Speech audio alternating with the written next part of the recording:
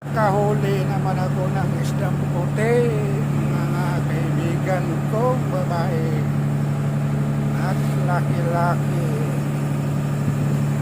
Natawag sa atin ng mamsa, pero dito sa Kudat Saba, isdang puti, tinatawag ng nila ng matak, matak, yun. Nahuli ko lang yan, isdang puti, walang tangigi, ewan ko, hindi nangain. Yan ang isdang puti, aming tinatawag matak. Yan.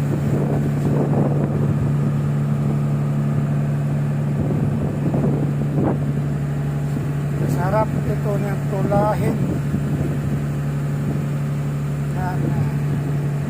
Masarap ito. Paglagay ng mga sabaw-sabaw. So, pero dito, sawa na kami ito. Kain. Binta ko lang ito para dagdag sa ipon.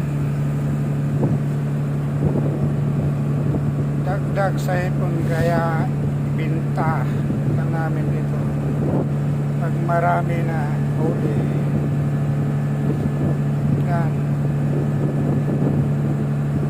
isdang puti po yan, mga kababayan. Yun ang isang lantingan lang sa namin, nagailaw.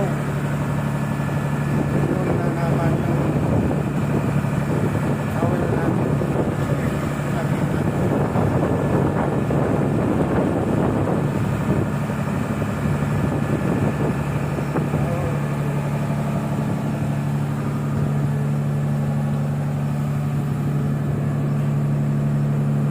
Mga kaibigan,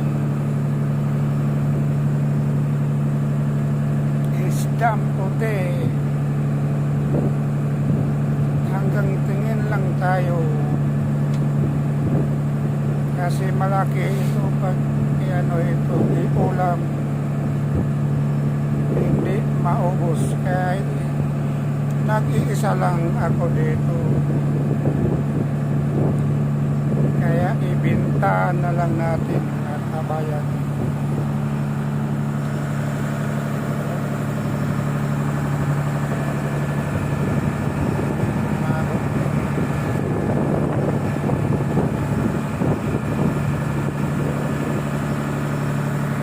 Okay na mga kababayan.